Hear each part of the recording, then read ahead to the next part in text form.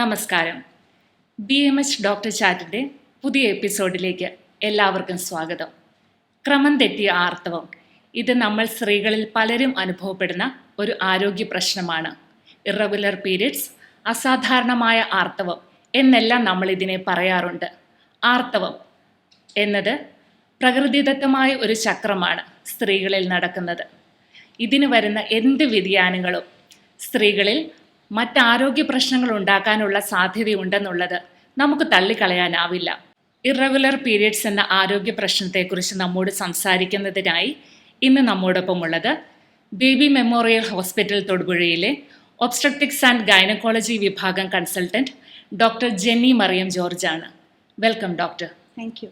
Doctor, നമ്മൾ എപ്പോഴും പറയാറുണ്ട് ഇറഗുലർ ആയിട്ടുള്ള പീരിയഡ്സിനെ കുറിച്ച്, അതായത് ക്രമം തെറ്റിയ ആർത്തവത്തെക്കുറിച്ച്. പക്ഷേ ക്രമമായിട്ടുള്ള ആർത്തവം എന്താണ്, നാച്ചുറൽ ആയിട്ടുള്ള പീരിയഡ്സ് എന്ന് പറഞ്ഞു കഴിഞ്ഞാൽ എന്താണ്, അതിൻ്റെ ലക്ഷണങ്ങൾ എന്തൊക്കെയാണ്, അതിൻ്റെ സമയക്രമം എന്താണ്, ഇതിനെക്കുറിച്ചൊന്ന് വിശദീകരിക്കാമോ? തീർച്ചയായിട്ടും. റെഗുലർ പീരിയഡ്സ് എന്ന് പറയുന്നത് ആദ്യം നമ്മൾ മനസ്സിലാക്കുന്നത് എന്താണ് ഒരു മെൻസ്ട്രൽ സൈക്കിൾ. പീരിയഡ്സിൻ്റെ ആദ്യത്തെ ദിവസം മുതൽ അടുത്ത മെൻസസ് വരുന്ന ആദ്യത്തെ ദിവസമാണ് ഒരു മെൻസ്ട്രൽ സൈക്കിളിൻ്റെ ലെങ്ത്. ദാറ്റ് ആവറേജ് ഒരു 28 ദിവസമാണ്, ±2 ഡേയ്സ്. പക്ഷെ നമ്മൾ നോർമലായിട്ട് എടുക്കുന്നത് 24 ഡേയ്സിൻ്റെ ലെങ്ത്ത് മുതൽ 38 ദിവസത്തെ ലെങ്ത്ത് വരെ ഇത് നോർമലാണ്. അപ്പോൾ ഓരോ ആൾക്കാരുടെ പീരീഡ് എന്ന് പറഞ്ഞാൽ അവരുടെ ഒരു പേഴ്സണൽ ബോഡി ക്ലോക്ക് പോലെയാണ്. ചില ആൾക്കാർക്ക് 30 ദിവസം മണി അടിക്കും, ചില ആൾക്കാർക്ക് 8 ദിവസം ആകുമ്പോൾ മണി അടിക്കും. ഇതൊക്കെ നോർമലാണ്. പീരീഡിൻ്റെ ഡ്യൂറേഷൻ എന്ന് പറയുമ്പോൾ 2 ദിവസം മുതൽ 7 ദിവസം വരെ നീണ്ടു നിൽക്കാം. ഒരു ബ്ലഡ് ലോസ് നമ്മൾ ആവറേജ് എസ്റ്റിമേറ്റ് ഒരു 80 ml. പിന്നെ അതിൻ്റെ കൂടെ നമുക്ക് ഉണ്ടാകുന്ന സാധാ ലക്ഷണങ്ങളാണ് അടിവയറ്റ് വേദന, പീരീഡ്സ് വരുന്ന മുമ്പേ ചെറിയ ബ്രസ്റ്റിൽ വേദന, ഇതൊക്കെ നോർമലാണ്. സ്പോട്ടിംഗ് ഉണ്ടാകുന്നതായിട്ട് ചിലർ പറയാറുണ്ട്, അല്ലെങ്കിൽ ഹെവി ബ്ലീഡിംഗ് എന്ന് പറയാറുണ്ട്. ശരിക്കും ഇതിനെ നമ്മൾ എങ്ങനെയാണ് തിരിച്ചറിയുന്നത്? എപ്പോഴാണ് നമ്മളൊരു ഡോക്ടറിനെ കാണണം എന്നുള്ളൊരു സിറ്റുവേഷൻ വരുന്നത്? എപ്പോഴാണ് നമ്മുടെ പീരീഡ്സ് 24 ദിവസത്തിൽ കുറഞ്ഞു വരുന്നു, അല്ലെങ്കിൽ 38 ദിവസത്തിൽ ഏറെ കൂടുതൽ പീരീഡ്സ് തള്ളിപ്പോകുന്നു, അല്ലെങ്കിൽ 3 മാസമായി പീരീഡ്സ് വന്നിട്ടില്ല, ഭയങ്കര കുറവ് രീതിയിലൊരു ബ്ലീഡിങ്, അതായത് 2 പാഡ് പോലും ഉപയോഗിക്കേണ്ട ആവശ്യം വരുന്നില്ല, അല്ലെങ്കിൽ കൂടുതലായിട്ടുള്ള കൂടുതൽ ബ്ലീഡിങ്, ഹെവി ബ്ലീഡിംഗ് എന്ന് പറയുന്നത് എന്താണ്? ബേസിക്കലി നമുക്ക് 1 മണിക്കൂറിൽ അല്ലെങ്കിൽ 2 മണിക്കൂർ ഇടുമ്പോൾ ഒരു പാഡ് ചേഞ്ച് ചെയ്യേണ്ട ആവശ്യം വരുന്നുണ്ട്. നമുക്ക് പാഡും ടാമ്പൂണും രണ്ടും ഉപയോഗിക്കേണ്ട ഡബിൾ പ്രൊട്ടക്ഷൻ്റെ ആവശ്യം വരുന്നുണ്ട്. രാത്രികൾ സമയത്ത് നമ്മൾ എണീറ്റ് പോയി പാഡ് ചേഞ്ച് ചെയ്യില്ല. 2.5 സെൻറ്റിമീറ്റർ സൈസിൽ ഏറെ കൂടുതൽ വലിയൊരു ക്ലോട്ട് പാസ് ചെയ്യുന്നുണ്ട്. ഇതൊക്കെയാണ് ഹെവി ബ്ലീഡിങ്. അപ്പം അങ്ങനെ വരുന്നു. അല്ലെങ്കിൽ പീരീഡ് അല്ലാത്ത സമയത്ത് ഇടയ്ക്കിടയ്ക്ക് ബ്ലീഡിങ് വരിക, ബന്ധപ്പെട്ടതിന് ശേഷം ബ്ലീഡിങ് വരിക. ഇപ്പോൾ 3 മാസം നമുക്ക് പീരീഡ് വന്നില്ല എന്നുണ്ടെങ്കിൽ നമ്മൾ ബ്രസ്റ്റ് ഫീഡിങ് അല്ല, പ്രഗ്നൻ്റ് അല്ല, അപ്പോൾ പീരീഡിൽ എന്തെങ്കിലും പ്രശ്നം ഉണ്ടായേക്കാം, ഡോക്ടറിനെ കാണേണ്ട ആവശ്യമുണ്ട്. പീരീഡ് സമയത്ത് വല്ലാത്ത രീതിയിൽ വയറ്റിന് വേദന, 2 അല്ല 3 അല്ല, ഒരു പെയിൻ കില്ലേഴ്സ് എടുത്താലും വേദന കുറയുന്നില്ല, നമുക്കൊരു ജോലിയും ചെയ്യാൻ പറ്റുന്നില്ല, നമുക്ക് സ്കൂളിൽ പോകാൻ പറ്റുന്നില്ല. അപ്പോൾ ആ രീതിയിലൊക്കെയാണ് ഇത് നോർമൽ അല്ല. അപ്പം അങ്ങനെ എന്തെങ്കിലും പ്രശ്നം ഉണ്ടായി ഡോക്ടറിനെ കാണേണ്ട ആവശ്യമുണ്ട്. ഡിസ്ചാർജൊക്കെ വരുവാണ് പീരീഡ് സമയത്ത്, ഭയങ്കര സ്മെല്ലായ ഡിസ്ചാർജ് എന്തെങ്കിലും ഉണ്ടെങ്കിലും ഡോക്ടറിനെ കാണണം. സാധാരണ നമ്മൾ ഡോക്ടേഴ്സിനെ കാണുമ്പോൾ ഇപ്പം ഗൈനക്കോളജി വിഭാഗത്തിൽ മാത്രമല്ല, വേറെ എന്തെങ്കിലും ഒരു അസുഖമായിട്ട്, ഫോർ എക്സാമ്പിൾ ഒരു മൈഗ്രെയിൻ അല്ലെങ്കിൽ വേറെ എന്തെങ്കിലും ഒരു അസുഖമായിട്ട് ഡോക്ടേഴ്സിനെ കാണുമ്പം അവർ നമ്മളോട് വേറെ അസുഖങ്ങളെക്കുറിച്ചും നമ്മുടെ ഹിസ്റ്ററിയൊക്കെ എടുക്കാറുണ്ട്. ആ സമയത്ത് എല്ലാവരും ചോദിക്കുന്ന ഒരു ചോദ്യമാണ് പീരീഡ്സ് റെഗുലർ ആണോ എന്നുള്ളത്. അതിൻ്റെ കാരണം എന്താണ്? കാരണം പീരീഡ്സ് ഡിലേ ആകുന്ന പല കാരണങ്ങളുണ്ട്. അപ്പോൾ ആദ്യം നമ്മൾ നോക്കുക, നമുക്ക് ഫിസിയോളജിക്കൽ കാരണങ്ങളുണ്ടാകാം. ഓക്കെ, അതായത് ശാരീരികമായ കാരണങ്ങൾ. ഇപ്പം കൗമാരപ്രായത്തിൽ 10 വയസ്സ് മുതൽ 19 വയസ്സ് വരെ പീരീഡ്സ് ഇച്ചിരി ഇറഗുലർ ആയേക്കാം, അത് നോർമലാണ്. ഇപ്പം നമ്മുടെ പീരീഡ്സ് തുടങ്ങുന്നത് എങ്ങനെയാണ്? നമ്മുടെ ബ്രെയിനിൽ നിന്ന് വരുന്നൊരു സിഗ്നൽ, അത് ഹൈപ്പോതാലാമസ് പിറ്റ്യൂട്ടറിയിലോട്ട് ആക്ട് ചെയ്യും, പിറ്റ്യൂട്ടറി ഓവറിയിൽ ആക്ട് ചെയ്ത് ഓവറിയിൽ നിന്ന് യൂട്രസിലോട്ട് ആക്ട് ചെയ്യുന്ന ഒരു സിഗ്നൽ പാത്വേ ആണ്. പീരീഡ്സ് തുടങ്ങുന്ന സമയം നമ്മൾ മെനാർക്കി എന്നാണ് പറയുന്നത്. പീരീഡ്സ് തുടങ്ങിയതിൻ്റെ ആദ്യത്തെ 2-3 വർഷം ഈ ആക്സിസ് കുറച്ച് ഇമ്മെച്യൂർ ആയേക്കാം, അത് കൗമാരപ്രായത്തിലാണ് കൂടുതൽ കാണുന്നത്, അതൊക്കെ നോർമലാണ്. പിന്നെ നമ്മുടെ ആർത്തവവിരാമത്തിൻ്റെ സമയത്ത് അടുക്കാറാകുമ്പോൾ നമ്മുടെ പീരീഡ്സ് കുറച്ച് ഡിലേ ആയേക്കാം, അത് നമുക്ക് നോർമലാണ്. പക്ഷേ മറ്റ് അസുഖങ്ങൾ കാരണവും പീരീഡ്സ് ഡിലേ വന്നേക്കാം. ഇതൊക്കെയാണ് നമ്മൾ അതൊന്ന് മനസ്സിലാക്കാനാണ് ഡോക്ടേഴ്സ് എപ്പോഴും പീരീഡ്സിനെ പറ്റിയൊന്ന് ചോദിക്കുന്നത്. ഏറ്റവും പ്രധാനപ്പെട്ട ഒരു കാരണം ഇപ്പം നമ്മൾ കൂടുതൽ കണ്ടുവരുന്നതാണ് PCOS. ഇപ്പോൾ ഒരു 100 സ്ത്രീകളെ എടുത്ത് അതിൽ 15 ആൾക്കാർക്കെങ്കിലും പോളിസിസ്റ്റിക് ഓവറീസ് ഉണ്ട്. പക്ഷേ പോളിസിസ്റ്റിക് ഓവറീസ് കൂടാതെ അവർക്ക് ഇറഗുലർ പീരീഡ്സ് ആണ് അവരുടെ ആദ്യത്തെ ഒരു ലക്ഷണം. കൂടാതെ കുറച്ച് ബോഡി ഹെയർ വരാം, വണ്ണം കൂടുതൽ വരാം. ഇപ്പോൾ 2 മാസം അല്ലെ 3 മാസം അല്ലെ 4 മാസം കൂടുമ്പോഴായിരിക്കും പീരീഡ്സ് വരുന്നത്. അല്ലെ ഗുളികൾ കഴിക്കാതെ പീരീഡ്സ് വരത്തേ ഇല്ല. ഇതൊക്കെയാണ് PCOSൻ്റെ കുറച്ച് ലക്ഷണങ്ങൾ. അപ്പോൾ അതിനെ ഒന്ന് ഐഡൻറ്റിഫൈ ചെയ്യണം. പിന്നെ അടുത്തതായിട്ട് കാണുന്ന ഒരു പ്രധാന കാര്യം തൈറോയിഡ് ഡിസോർഡേഴ്സ്. TSHൻ്റെ അളവ് ഒരുപാട് കൂടുന്നുണ്ട്. അപ്പോൾ നമുക്ക് ഹോർമോണൽ ഇംബാലൻസസ് വരാം. പിന്നെ വേറൊരു ഹോർമോൺ പ്രൊലാക്റ്റിൻ്റെ അളവ് കൂടാൻ, ഇപ്പം സാധാരണ പ്രൊലാക്റ്റിൻ്റെ അളവ് കൂടുന്നത് നമ്മൾ കുട്ടികൾക്ക് മുലപ്പാൽ കൊടുക്കുന്ന അമ്മമാരിലാണ് നമ്മൾ കാണുന്നത്. പക്ഷേ ചിലപ്പോൾ നമ്മുടെ പിറ്റ്യൂട്ടറി ഗ്ലാൻഡിൽ എന്തെങ്കിലും തടുപ്പ്, നമുക്ക് പ്രൊലാക്റ്റിനോമ എന്ന് പറയും, ഒരു MRI സ്കാനൊക്കെ ചെയ്യുമ്പോഴാണ് കണ്ടുപിടിക്കുന്നത്. ആ കേസിൽ നമുക്ക് നിപ്പിളിൽ നിന്ന് ഒരു ബ്രസ്റ്റ് ഡിസ്ചാർജ് ഒക്കെ വന്നേക്കാം. അപ്പം അങ്ങനെ ഒരു സിറ്റുവേഷൻ ആയാലും നമുക്ക് പീരീഡ്സിൽ പ്രശ്നം വരാം. പിന്നെ വളരെ അപൂർവമായ കേസസ് ഉണ്ടാകും. ഒരു DNC കഴിഞ്ഞതിന് ശേഷം യൂട്രസിൻ്റെ എൻഡോമെട്രിയൽ ലൈനിങ് ഒട്ടിപ്പിടിക്കുന്നത്, ആ കേസസിലും പീരീഡ്സ് കുറഞ്ഞു പോയേക്കാം. പിന്നെ നമ്മുടെ ജനനത്തിലെ ട്യൂബർക്കുലോസിൻ്റെ അസുഖം വന്നാൽ പോലും നമുക്ക് പീരീഡ്സ് എഫക്റ്റ് ആയിരിക്കും കേട്ടോ. പിന്നെ നമ്മളുടെ ജീവിതശൈലി കാരണവും പീരീഡ്സ് എഫക്റ്റ് ആകും. ഒരുപാട് സ്ട്രെസ്സ്, ഡയറ്റിംഗ്, ഒരുപാട് ആൽക്കഹോൾ, സ്മോക്കിംഗ്, കഫീൻ, ഇതൊക്കെ നമുക്ക് പീരീഡ്സ് പ്രശ്നങ്ങളുണ്ടാക്കാം. സ്ട്രെസ്സ് ശരിക്കും ഒരു കാരണമാണോ ഈ ഇറഗുലർ പീരീഡ്സ് ആകാൻ വേണ്ടിയിട്ട്? അതോ ശരിക്കും ഇറഗുലർ പീരീഡ്സ് തന്നെ നമുക്ക് സ്ട്രെസ്സ് ഉണ്ടാകാനുള്ള ഒരു കാരണമാകുമോ? അതായത് ഹെവി ബ്ലീഡിങ്, അതുപോലെ അൺഎക്സ്പെക്റ്റഡ് ആയിട്ടുള്ള ബ്ലീഡിങ്, അങ്ങനെയൊക്കെ വരുമ്പോൾ അത് സ്ത്രീകളുടെ ഒരു ആത്മവിശ്വാസത്തെ കുറയ്ക്കാൻ വേണ്ടിയിട്ടുള്ള സാധ്യത ഇല്ലേ? തീർച്ചയായിട്ടും, അതിൽ യാതൊരു സംശയവും വേണ്ട. ഇപ്പോൾ പീരീഡ്സ് വരാതിരുന്നാൽ പോലും നമുക്കൊരു ടെൻഷൻ, അയ്യോ എപ്പോൾ വരും, നമുക്ക് മെൻ്റലി പ്രിപ്പയർഡ് അല്ല ഒരു പീരീഡ് ഒന്ന് ഫേസ് ചെയ്യാനുള്ള ഒരു സിറ്റുവേഷനിൽ. പിന്നെ സ്ട്രെസ്സിൻ്റെ സമയത്ത് എക്സസൈസ് സ്ട്രെസ് ആകുമ്പോൾ നമ്മുടെ ബോഡിയിൽ കോർട്ടിസോൾ എന്ന് പറഞ്ഞൊരു ഹോർമോൺ ഒരുപാട് അധികമാകും. കോർട്ടിസോൾ ലെവൽസ് കൂടിയാൽ നമ്മുടെ ഈസ്ട്രജനും പ്രൊജസ്ട്രോൺ ഹോർമോണിൻ്റെ ബാലൻസ് അത് തെറ്റിക്കും. അപ്പോൾ സ്ട്രെസ്സ്, പിന്നെ നമ്മൾ കാണുന്ന പീരീഡ്സ് വരാതിരുന്നാൽ എസ്പെഷ്യലി കുട്ടികൾക്ക് PCOS ഉണ്ടോ എന്ന് അവർക്ക് ഒരുപാട് ടെൻഷൻ ഉണ്ടാകും. അപ്പോൾ അതന്നെ അവർക്കൊരു പേടി, ഒരു ഉറക്കമില്ലായ്മ, ഒരു ഭയം. കഴിഞ്ഞ ദിവസം ഒരു 20 വയസ്സുള്ളൊരു കൊച്ചുകുട്ടിയുടെ റിപ്പോർട്ടിൽ PCOS കണ്ടപ്പോൾ കൊച്ചിൻ്റെ ഭയങ്കര ഭയം, ഇനി എൻ്റെ കല്യാണം നടക്കുമോ, ഞാൻ പ്രഗ്നൻ്റ് ആവുമോ. വേറൊരു സ്ത്രീ പറയുന്നത്, എൻ്റെ ഹസ്ബൻഡ് എന്നോട് പറഞ്ഞു എനിക്ക് PCOS എന്നൊരു അസുഖം ഉണ്ടായിരുന്നെങ്കിൽ എന്നെ കെട്ടത്തില്ലായിരുന്നു. അപ്പോൾ നമുക്കിതൊക്കെ കേൾക്കുമ്പോൾ തന്നെ നമുക്കറിയാം സ്ത്രീകൾ അനുഭവപ്പെടുന്ന ആ ഒരു സ്ട്രെസ്, പീരീഡ്സ് ഇല്ലാതെ വരുന്ന ഒരു സ്ട്രെസ്. പക്ഷേ ഇത് രണ്ടും ഒരു വിഷ്യസ് സൈക്കിളാണ്. എന്ന് വെച്ചാൽ നമുക്ക് സ്ട്രെസ്സ് വന്നാൽ പീരീഡ്സ് എഫക്റ്റ് ആകും. മാക്സിമം നമ്മൾ സ്ട്രെസ്സ് കുറയ്ക്കാനുള്ള റിലാക്സേഷൻ ടെക്നിക്സ് ആവട്ടെ, യോഗ ആവട്ടെ, ജേർണലിംഗ് ടെക്നിക്സ് ആവട്ടെ, ഇതൊക്കെ നമ്മൾ യൂസ് ചെയ്ത് സ്ട്രെസ്സും കുറയ്ക്കണം. നമ്മുടെ നാട് ഒരുപാട് പുരോഗമിച്ചിട്ടുണ്ടെങ്കിലും പീരീഡ്സിനെ പറ്റി ഒരുപാട് തെറ്റിദ്ധാരണകൾ ഇപ്പോഴും ജനങ്ങളുടെ ഇടയിലുണ്ട്. അതിനെക്കുറിച്ചൊന്ന് സംസാരിക്കാമോ? ഈ ആർത്തവത്തിനെ പറ്റി തെറ്റിദ്ധാരണ ഒന്നാണ്, നമ്മൾ ഈ 21 ഡേയ്സിൻ്റെ അല്ലെങ്കിൽ ഹോർമോണൽ ടാബ്ലറ്റ്സ് കഴിച്ചാൽ നമുക്ക് വന്ധ്യത വരുമെന്ന്. പക്ഷേ ആക്ച്വലി നേരെ തിരിച്ചാണ്. ചില ഹോർമോണൽ ഇംബാലൻസ് ഉള്ള ആൾക്കാർക്ക് നമ്മൾ കൊടുക്കുമ്പോൾ അവർക്ക് പ്രഗ്നൻ്റ് ആകാനുള്ള ചാൻസസ് കൂട്ടുകയാണ് ചെയ്യുന്നത്. പിന്നെ ഈ ഒരു പീരീഡ് ഡിലേ ഉള്ള സ്ത്രീകൾക്ക് പ്രഗ്നൻസി വരത്തില്ല എന്നൊരു ഭയമുണ്ട്. അതും തെറ്റാണ്. കാരണം ശരിയാ, ഓവുലേഷൻ കുറേയൊക്കെ തെറ്റിപ്പോവും. ഒരു 30% സ്ത്രീകൾ എന്നാലോ പീരീഡ് ഡിലേ വന്നാൽ പോലും അവർ നാച്ചുറലായിട്ട് ഓവുലേറ്റ് ചെയ്യുന്നു. നമുക്ക് പ്രിഡിക്റ്റ് ചെയ്യാൻ പറ്റത്തില്ല, പക്ഷെ അവർ നോർമലായിട്ട് നാച്ചുറലായിട്ട് കൺസീവും ചെയ്യാൻ പറ്റും, ഗർഭിണി ആകാൻ പറ്റും. പിന്നെ ഇതൊരു പീരീഡ് ആർത്തവ ഡിലേ വരുന്നത് അത് നമുക്കൊരു വലിയൊരു ആരോഗ്യ പ്രശ്നമാണോ, ഭയപ്പെടുന്നതാണോ എന്ന് ചോദിച്ചാൽ അറിയില്ല. എന്നാലും അതിൽ പരിശോധിക്കേണ്ട ആവശ്യങ്ങളുണ്ട്. സോ പിന്നെ എല്ലാവരുടെയും പീരീഡ്സ് 28 ദിവസത്തിലല്ല വരുന്നത്.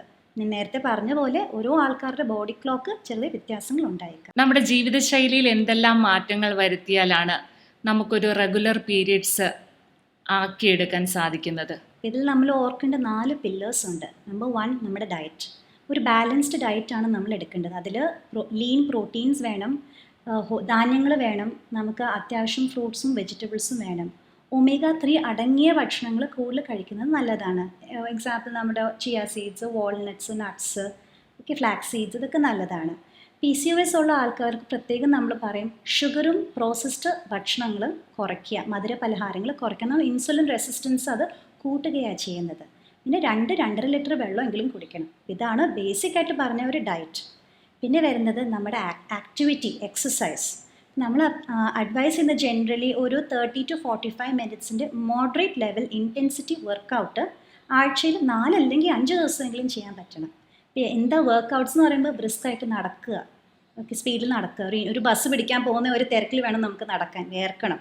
അല്ലെങ്കിൽ നമുക്ക് ഈ Zumba dancing, aerobic dancing, swimming, badminton, tennis ഇതുപോലത്തെ സ്പോർട്സ് അറ്റ്ലീസ്റ്റ് നമുക്ക് ഇതൊക്കെ ചെയ്യാവുന്നതാണ്. പിന്നെ നമുക്ക് ആക്ടിവിറ്റി ലെവൽസ് അത്യാവശ്യം നല്ല രീതിയിൽ വേണം, അത്യാവശ്യം സ്ലീപ്പ് വേണം. ഉറക്കം എന്ന് പറയുമ്പോൾ 7 മുതൽ 9 മണിക്കൂറെങ്കിലും അൺഡിസ്റ്റർബ്ഡ് രാത്രിയിൽ നമുക്ക് ഉറങ്ങാൻ പറ്റണം. ഇത് നമ്മളുടെ ബോഡി ക്ലോക്കിനെ നല്ല രീതിയിൽ റെഗുലേറ്റ് ചെയ്യും. പിന്നെ ലാസ്റ്റ് 4ാമത്തെ പില്ലറാണ് സ്ട്രെസ് ലെവൽസ്. സ്ട്രെസ്സ് കുറയ്ക്കാനായിട്ട് നമ്മൾ റിലാക്സേഷൻ ടെക്നീക്സ്, മെഡിറ്റേഷൻ, യോഗ അല്ലെങ്കിൽ എഴുത്ത്, ജേർണലിംഗ് ഹാബിറ്റ്സ് ഇതൊക്കെ വെക്കുന്നത് നല്ലതാണ്. പോസിറ്റീവ് ബോഡി ഇമേജ് വേണം, നല്ല രീതിയിലൊരു സോഷ്യൽ സർക്കിൾ വേണം, നമുക്ക് സ്ട്രെസ്സ് കുറയ്ക്കാൻ പറ്റുന്ന സപ്പോർട്ട് ഗ്രൂപ്പ്സ് വേണം നമുക്ക്. അല്ലെങ്കിൽ പീരിയഡ് പ്രശ്നങ്ങൾ വന്നാൽ നമ്മൾ വെയിറ്റ് ചെയ്യേണ്ട ആവശ്യമില്ല. ചില കുട്ടികളാണെങ്കിൽ, ചില സ്ത്രീകളാണെങ്കിൽ 2 മാസം 4 മാസം 6 മാസം വെയിറ്റ് ചെയ്യുമ്പോൾ ഞാൻ ചോദിക്കാറുണ്ട് എന്തുകൊണ്ടാണ് ഇത്രയും വെയിറ്റ് ചെയ്ത്. അത് വന്നോളും എന്നൊരു ചിന്തയുണ്ട് മനസ്സിൽ. പക്ഷെ ഇത്രയും ലേറ്റായിട്ട് വെയിറ്റ് ചെയ്യാതെ പെട്ടെന്ന് നമുക്ക് ഹെൽപ്പ് നേടണം. പലയിടത്തും ഇപ്പം കേട്ട് തുടങ്ങിയിട്ടുള്ള ഒരു കാര്യമാണ് പീരീഡ് ട്രാക്കിംഗ് എന്ന് പറയുന്നത്. പല രീതിയിൽ ട്രാക്ക് ചെയ്യാം എന്നുള്ളതൊക്കെ പറഞ്ഞ് പല പരസ്യങ്ങളും അങ്ങനെയുള്ള കാര്യങ്ങളും ഒക്കെ കാണാറുണ്ട്. അതിനെക്കുറിച്ച് എന്താണ് അഭിപ്രായം? ശരിക്കും അത് ചെയ്യുന്നത് കൊണ്ട് നമുക്ക് എന്തെങ്കിലും ഉപകാരമുണ്ടോ? ഈ ഇറഗുലർ പീരീഡ്സ് ഉള്ളവർക്കും റെഗുലർ പീരീഡ്സ് ഉള്ളവർക്കും അതുകൊണ്ട് ഉപകാരപ്രദമാണോ? തീർച്ചയായിട്ടും. ഈ പീരിയഡ് ട്രാക്കിംഗ് നമ്മൾ പണ്ടത്തെ കാലം മുതലേ നമ്മൾ ഈ കാലണ്ടർ അല്ലെങ്കിൽ ഡയറിയിൽ നമ്മളൊരു അടയാളം വെക്കും, അതിലൊന്ന് കുറിച്ചിടും. പക്ഷെ ഇപ്പോഴത്തെ കാലഘട്ടത്തിൽ നമുക്ക് ഒരുപാട് മോഡേൺ സ്മാർട്ട് ആപ്ലിക്കേഷൻസ് ഉണ്ട്, like my calendar, flow, clues. അപ്പോൾ ഇതിൽ അവർ പീരീഡ് ട്രാക്ക് ചെയ്യും. ഇപ്പോൾ ട്രാക്ക് ചെയ്യുന്നത് നമ്മുടെ ദിവസങ്ങൾ മാത്രമല്ല, പീരീഡ് തുടങ്ങുന്ന ദിവസം മുതൽ പീരീഡ് അവസാനിക്കുന്ന ദിവസം മാത്രമല്ല, നമ്മുടെ പീരീഡിലെ ഫ്ലോ എങ്ങനെ ഉണ്ടായിരുന്നു, അത് ഒരുപാട് കൂടിയ ഫ്ലോ ആയിരുന്നോ അതോ ഒരു മോഡറേറ്റ് ലെവലിലെ ഫ്ലോ ആയിരുന്നോ, ഒരുപാട് കുറഞ്ഞ രീതിയിലൊരു ഫ്ലോ ആയിരുന്നോ, നമുക്ക് നോട്ട് ചെയ്യാൻ പറ്റും. പിന്നെ നമുക്ക് എന്തെങ്കിലും സിംറ്റംസ് ഉണ്ടായിരുന്നു, എന്തെങ്കിലും മൂഡ് ചേഞ്ചസ്, ബ്രസ്റ്റ് ടെൻഡർനെസ്, വയറ്റ് വേദന, ഇതൊക്കെ നമുക്ക് അറിയാൻ പറ്റും. ഓവുലേഷൻ നടന്ന സമയം ഏകദേശം ഒരു ഐഡിയ കിട്ടും. നമ്മുടെ പീരീഡിൻ്റെ ലെങ്ത് എത്ര ദിവസമായിരുന്നു, 28 ദിവസമായിരുന്നു, 34 ദിവസമായിരുന്നു, അതൊക്കെ നമുക്ക് ഈ ട്രാക്കർ യൂസ് ചെയ്ത് നമുക്ക് നമ്മുടെ പ്രിഡിക്ഷൻ കൂട്ടും. അടുത്ത പീരീഡ് എപ്പോഴാണ് വരാൻ പോകുന്നത്, നമുക്ക് അതിൻ്റെ ടെൻഷനില്ല. അപ്പോൾ your period is expected to happen in 1 day, അല്ലെ ഒരു ദിവസം കൊണ്ട് നമുക്ക് പീരീഡ് വരുമെന്നൊരു സൂചന നമുക്ക് നേരത്തെ തന്നെ നമ്മൾ മെൻ്റലി ആൻഡ് ഫിസിക്കലി പ്രിപ്പയർഡ് ആയിരിക്കും. ഇതിൻ്റെ അഡ്വാൻറ്റേജ് ഉണ്ട്. ഇപ്പോൾ ഒരു പ്രഗ്നൻസി പ്ലാൻ ചെയ്യുന്ന ഒരു കപ്പിളിന് അവർക്ക് നേരത്തെ തന്നെ അവർക്ക് പ്ലാൻ ചെയ്യാൻ പറ്റും. പ്രഗ്നൻസി പ്ലാൻ ചെയ്യാത്ത കപ്പിളിനായാലും അവർക്ക് എപ്പോൾ കോൺട്രസെപ്ഷൻ, ഗർഭനിരോധന ടെക്നിക്ക് എപ്പോൾ യൂസ് ചെയ്യണമെന്ന് നമുക്ക് അറിയാൻ പറ്റും.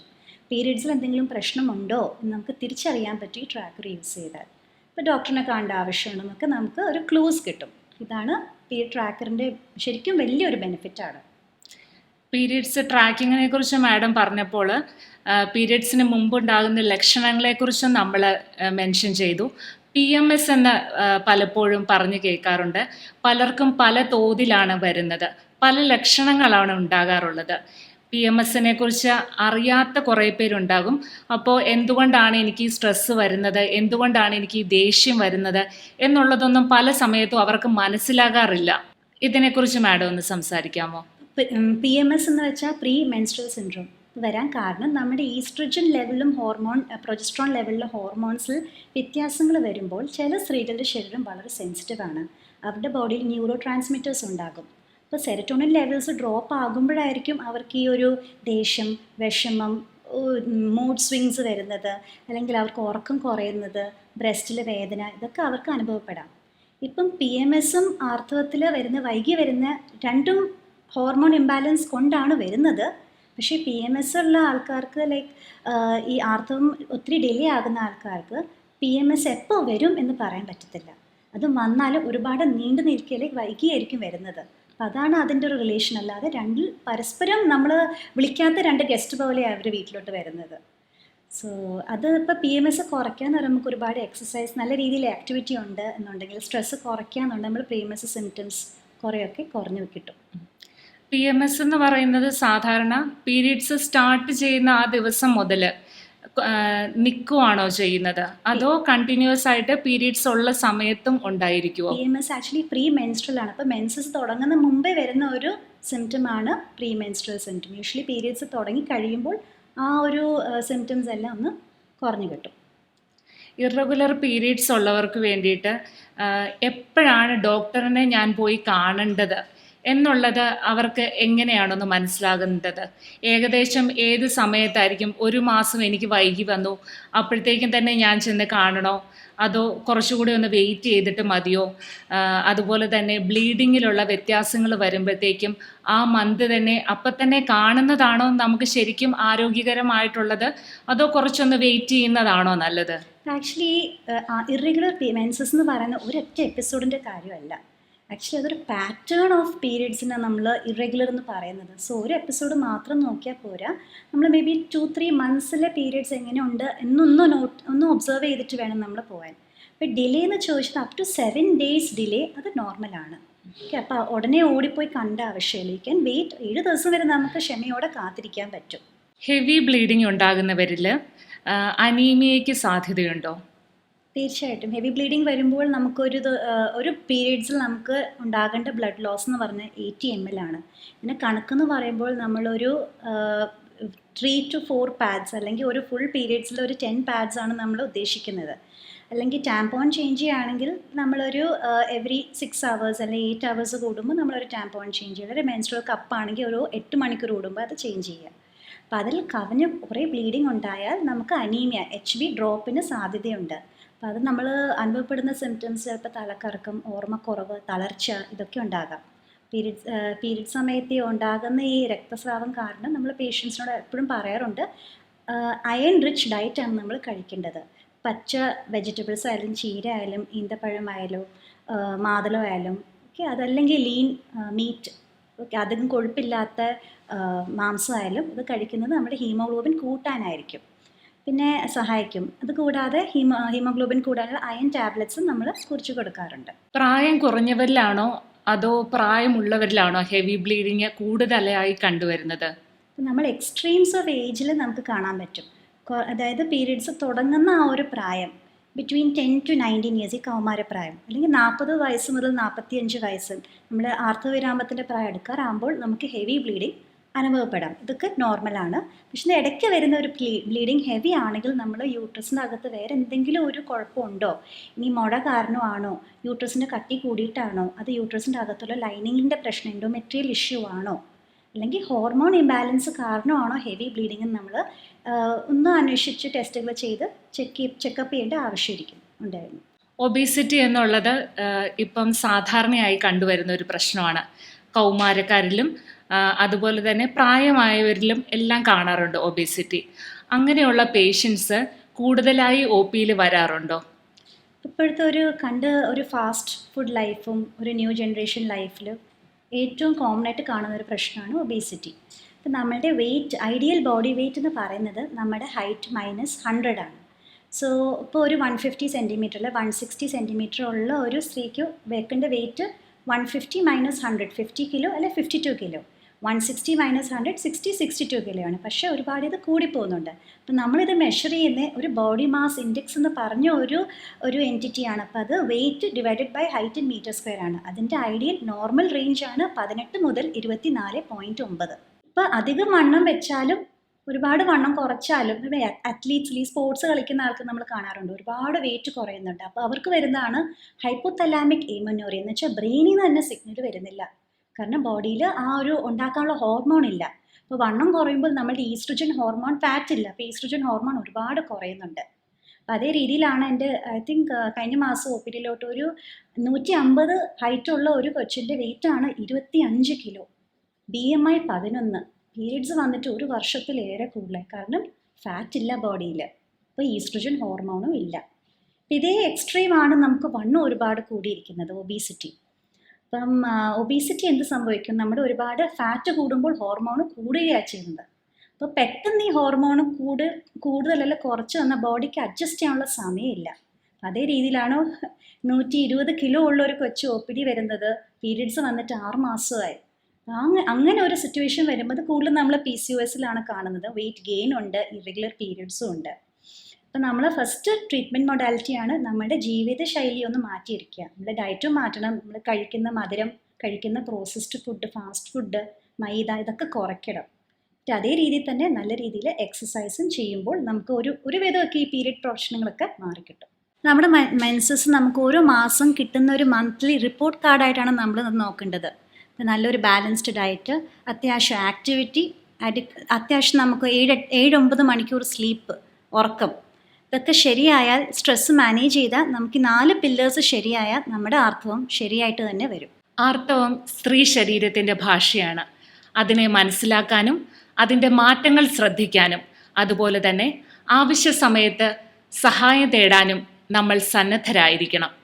ഇന്ന് നമ്മുടെ സംശയങ്ങൾ ദൂരീകരിച്ചതും അങ്ങനെ നമ്മുടെ ആത്മവിശ്വാസം വർദ്ധിക്കാനായി നമ്മളെ സഹായിച്ചതും ഡോക്ടർ ജെന്നിയാണ്. Thank you doctor. ആരോഗ്യകരമായ തീരുമാനങ്ങൾ എടുക്കാൻ നമുക്ക് ഇന്ന് തന്നെ തുടക്കം കുറിക്കാം. കരുതലോടെ, കരുത്തോടെ, ആരോഗ്യത്തോടെ. നന്ദി.